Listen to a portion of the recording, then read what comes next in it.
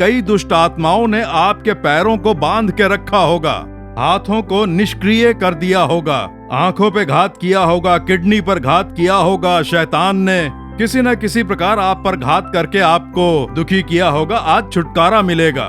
शैतान के कामों का यीशु क्रूस पर नाश कर चुके हैं। यीशु ने उसे अपने पैरों से कुचला है। इसीलिए हे यीशु, मुझे छुटकारा दिलाओ बोलेंगे तो तुरंत आपको छुटकारा मिलेगा।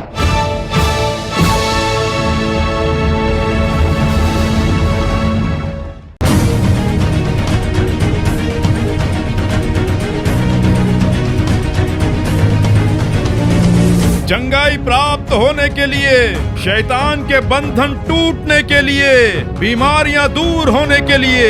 तुम्हारा नाम क्या है? फ्रैंकलिन। समस्या क्या थी? मुझे मरने से बहुत डर लग रहा था। कभी गाड़ी चला के जाता तो डर लगता था, कहीं टक्कर न मार दे, आप भी कहीं मुझे न मार दे। इस प्रकार का डर? हाँ, मैं बहुत डरता था। मैंने बेंगलुरु में जाके इसका इलाज भी कराया।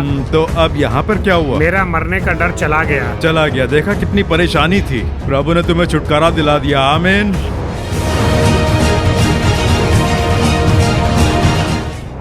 3 साल से कमर में बहुत दर्द होता था। अपने घर का काम भी नहीं कर पाती थी, बच्चों के कपड़े भी नहीं धो पाती थी, ज्यादा देर बैठ नहीं सकती थी। मैं दवाई वगैरह सब खा रही थी, लेकिन दर्द दूर नहीं हुआ। जिनकी कमर में दर्द है, जिस जगह दर्द है वहाँ हाथ रखें, ऐसा जब आपने प्रार्थना में कहा तो मैंने कमर पे हाथ रख के प्रार्थना की। प्रार्थना करके जैसे ही हाथ हटाया वो दर्द कहीं गायब हो गया। आमीन, आमीन। तुरंत चंगाई।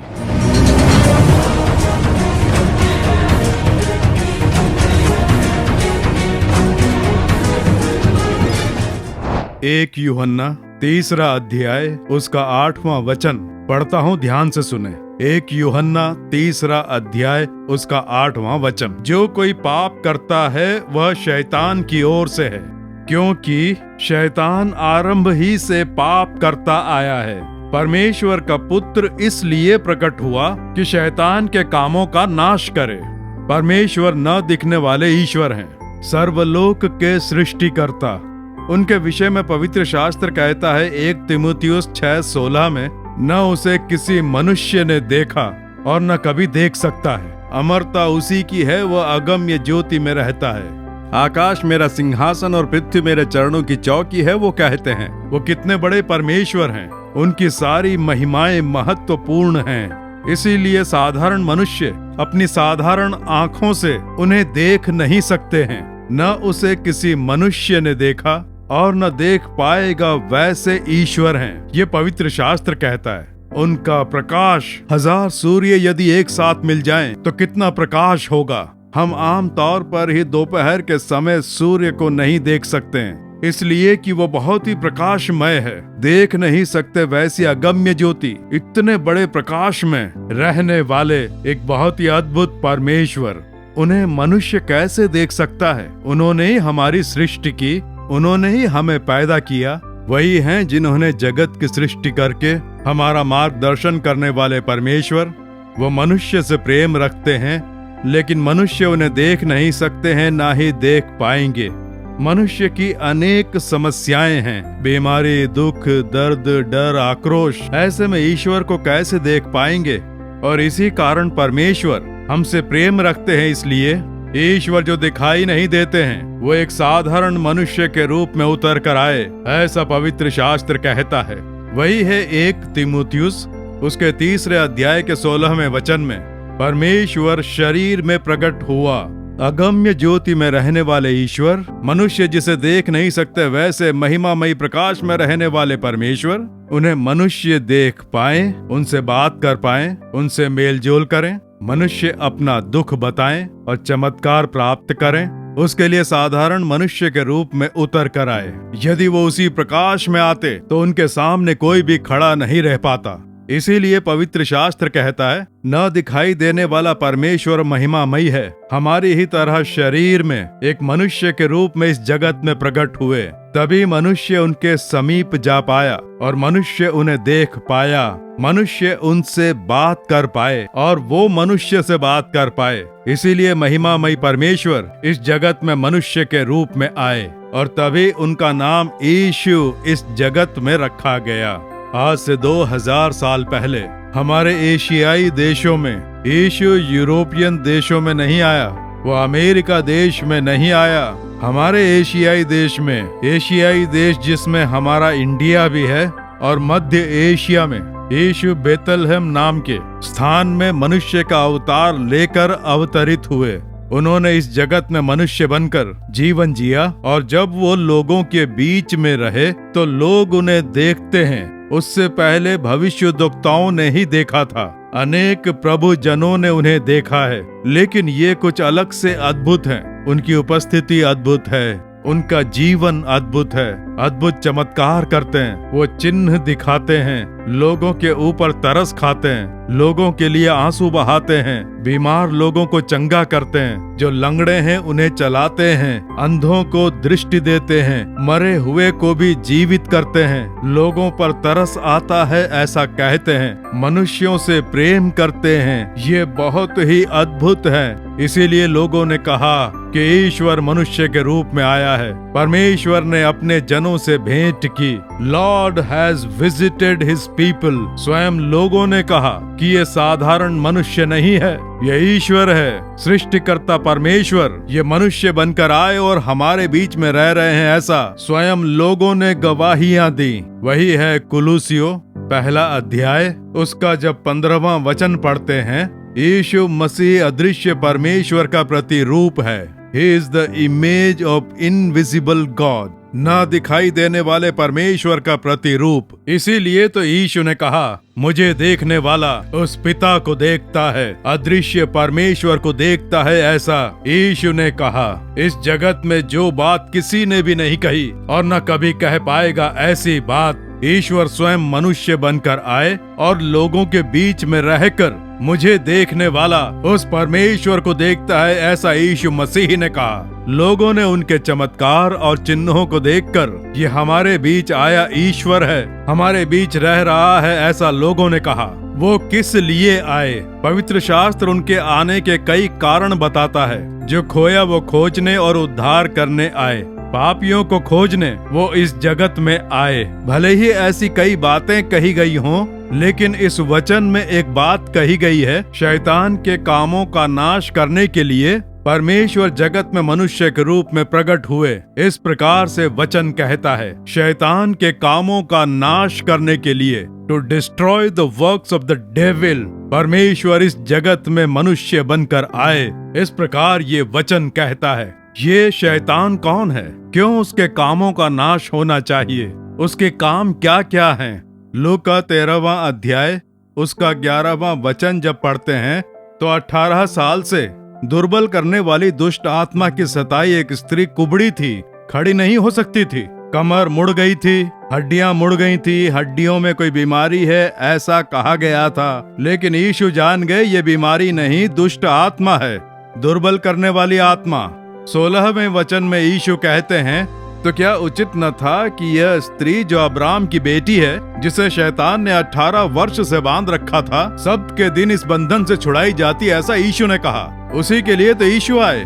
वो धर्म की स्थापना के लिए नहीं आए, धर्म के बारे में उन्होंने कुछ नहीं कहा, न ही धर्म के प्रचार के लिए कहा। मनुष्यों को छुटकारा दिलाने के लिए आए, शाप से, बीमारी से, वेदनाओं से छुटकारा दिलाने के लिए आए, उद्धारकर्ता बनकर। उनके बारे में सही से जान लें, वह किसी धर्म के गुरु नहीं है, ना ही स्थापक हैं। ये मनुष्यों ने कहा कि यीशु धर्म के स्थापक हैं। ये बाइबल में कहाँ हैं? बाइबल के वचन ही यीशु की अंतिम वाणी है। यीशु ने किसी धर्म की स्थापना नहीं की, ना कोई धर्म बनाया, ना ही धर्म के बारे में बात की। ये जगत के लोगों ने कहा, लोगों का ध्यान भटकाने के लिए। यीशु का संबंध किसी धर्म से नहीं है। वह उद्धारक हैं, छुटकारा दिलाते हैं मन की शांति के लिए, मनुष्यों के लिए स्वयं की बलि चढ़ाकर छुटकारा दिलाने के लिए अपना लहू बहाया और नासूर शैतान के बंधनों से छुटकारा दिलाया।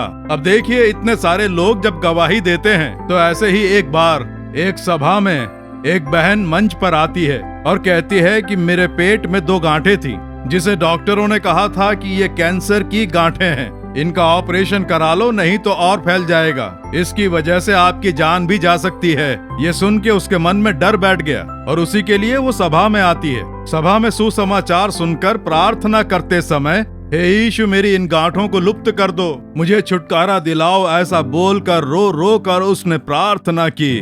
उसने बताया कि जब वो प्रार्थना कर रही थी और जैसे ही प्रभु का सामर्थ्य उतरा, मेरे अंदर से कोई आत्मा बाहर निकल के गई। एक स्पिरिट, दुष्ट आत्मा का एक काला साया बाहर निकला। उसके बाहर निकलते ही देखा वो गांठें नहीं थीं। कैंसर लुप्त हो गया। उसके शरीर में कैंसर लेकर आई थी एक दुष्ट आत्मा। सबके लिए ऐसा नहीं कह सकते, लेकिन कुछ लोगों में शैतान जो है वो इस प्रकार की बीमारी लाकर उन्हें नुकसान पहुंचाता है। आपकी बीमारी के पीछे शैतान हो सकता है। बाइबल में बीमारियों के कई कारण बताए गए हैं। उनमें मुख्य कारण है शैतान, दुष्ट आत्मा। वही ये बीमारी लेकर आया था। दुष्ट आत्मा के निकलते ही गांठ लुप्त हो गई, वो पूरी तरह चंगी हो गई। एक बहन ने आकर बताया कि 40 सालों से उसे अस्थमा था, सांस फूलती रहती, सांस लेने में बहुत तकलीफ होती थी। उसके लिए गोलियां खा खा कर ऐसे ही जीवन काट रही थी 40 सालों से। अस्थमा की बीमारी। उसने बताया कि जब भीड़ में प्रार्थना कर रही थी तो यीशु के सामर्थ्य ने छुआ और मेरे अंदर से कोई आत्मा बाहर निकली। वो कहती है, मैंने अच्छे से देखा कि मेरे अंदर से एक दुष्ट आत्मा बाहर निकली और झट से मेरा अस्थमा चला गया। अब मैं नॉर्मली सांस ले रही हूँ, मैं बिल्कुल ठीक हूँ। 40 सालों से दुर्बल करने वाली एक दुष्ट आत्मा, शैतान उसके द्वारा बीमारी लाकर उसे क्षति पहुँचा रहा था। हो सकता है आज आपके शरीर में कैंसर, अस्थमा, आर्थराइटिस, हड्डियों, नसों की बीमारी के कारण कोई ना कोई रोग हो सकता है। शैतान के द्वारा वो रोग लाया गया हो सकता है दुष्ट आत्मा के द्वारा वो रोग लाया गया हो। लेकिन यीशु छुटकारा दिलाते हैं, इसीलिए तो वो शैतान के कामों का नाश करने आए। वो शैतान के कामों का नाश करके छुटकारा दिलाने के लिए आए। मत्ती 9वें अध्याय के 32वें वचन में एक गूंगे को यीशु के सामने लेकर आते हैं जो बोल नहीं सकता था। ये गूंगा है, बोल नहीं पाता है। यीशु उसे देखते हैं, ये एक दुष्ट आत्मा है, नासूर दुष्ट शैतान। उसने इसे बांधा है ताकि ये बात न कर पाए। उस आत्मा को भगा दिया और उस आत्मा के निकलते ही वो बोलने लग गया। ये हम वचन में देखते हैं। मत्ती 12 का 22वां वचन पढ़कर देखें। एक अंधा गूंगा जो देख नहीं सकता है, बात भी नहीं कर सकता है, यीशु के सामने लाकर कहते हैं ये देख नहीं सकता है, ना ही बोल सकता है। यीशु देखते हैं, ये बीमारी नहीं, दुष्ट आत्मा है। अंधा बना के रखने वाली अंधेपन की आत्मा, और गूंगा बनाकर बांध के रखा है। यीशु उस आत्मा को फटकारते हैं और उस आत्मा के बाहर निकलते ही उसे दिखने लगता है और वो अपने मुंह से बात करने लगता है। ये हम बाइबल में देखते हैं। इसलिए कई दुष्ट आत्माओं ने आपके पैरों को बांध के रखा होगा, हाथों को निष्क्रिय कर दिया होगा, आंखों पे घात किया होगा, किडनी पर घात किया होगा। शैतान ने किसी न किसी प्रकार आप पर घात करके आपको दुखी किया होगा। आज छुटकारा मिलेगा। शैतान के कामों का यीशु क्रूस पर नाश कर चुके हैं। यीशु ने उसे अपने पैरों से कुचला है। इसीलिए हे यीशु, मुझे छुटकारा दिलाओ बोलेंगे तो तुरंत आपको छुटकारा मिलेगा। मेरे प्रिय मित्रों, यीशु ने आपसे साफ साफ बात की है ना। ये शुभ संदेश आपके लिए है, परमेश्वर के पास से आने वाला संदेश। आप अवश्य छुटकारा पाएंगे। कोई रोग या कोई बीमारी या दुर्बलता, शैतान ने आप पे घात किया होगा, आपके परिवार में घात करके किसी को बीमार बना के रखा होगा। आपका बच्चा, पत्नी या आपका पति किसी की बीमारी से आप दुखी और निराश होंगे। डॉक्टर कहते हैं कि कुछ नहीं है, कोई भी दवाई काम नहीं कर रही है, सबने साथ छोड़ दिया सोचकर निराश हैं। भयभीत ना होइए। जितने भी शैतान के सताए हुए थे सबको यीशु ने चंगा किया।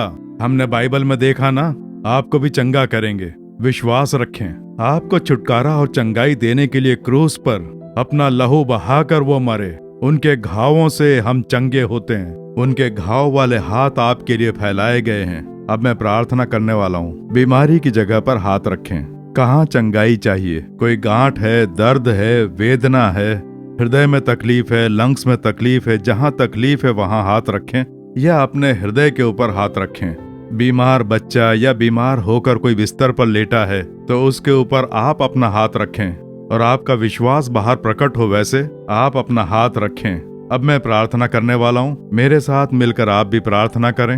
यीशु के घावों से आप चंगे होंगे। विश्वास से प्रार्थना करें, यीशु का नाम पुकारें, उनका नाम लेके पुकारें। यीशु मुझे छुओ, यीशु मुझे चंगा करो, यीशु मुझे छुटकारा दो, तुम्हारे घावों से मैं चंगा हो जाऊं, ऐसा कहें।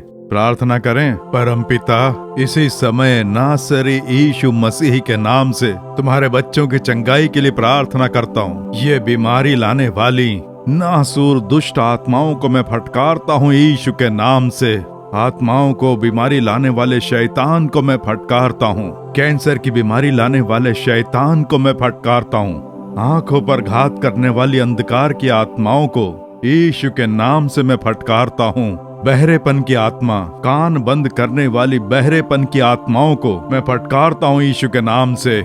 कैंसर की बीमारी लाने वाली आत्माएं, धमनियों पर, हड्डियों पर घात करके दुख पहुंचाने वाली, दुर्बल करने वाली आत्माओं को मैं फटकारता हूँ यीशु के नाम से। इस शरीर को छोड़कर दूर हो जाए, इन परिवारों को छोड़कर दूर हो जाए दुष्ट आत्मा।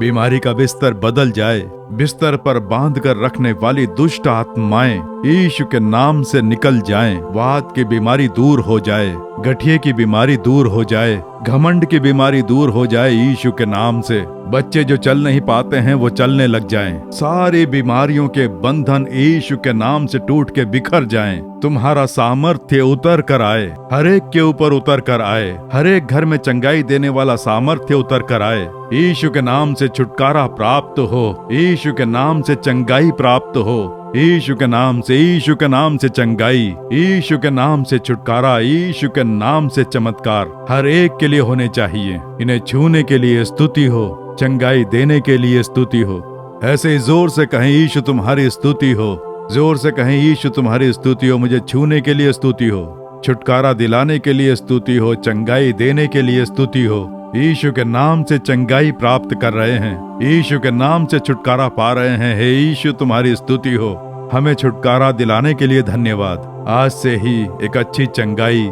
अच्छे स्वास्थ्य और आशीर्वाद की ये बच्चे अनुभूति करें। यीशु मसीह के नाम से प्रार्थना कर रहे हैं परम पिता। आमीन, आमीन। यीशु के हाथों ने आपको छू लिया है एक अच्छी चंगाई। जो नहीं कर पाते थे करके देखें, उठिए और चलिए, जांच करके देखें दर्द वेदनाएं, कोई बीमारी नहीं है, यीशु ने चंगा कर दिया। यीशु को धन्य कहकर यीशु की स्तुति करते रहें, अवश्य बदलाव देखेंगे। आप जो चमत्कार पाते हैं उन चमत्कारों से हमें अवगत कराएं, हम भी आपके लिए परमेश्वर की स्तुति करेंगे। यीशु का आशीर्वाद सदा आप पर बना रहे। आमीन। For further details and prayer support, contact Jesus Redeems Ministries, Nallumavadi, Tuticorin District, 628211. Our phone number 04435454545. Email info@jesusredeems.org. Our website www.jesusredeems.com. God bless you.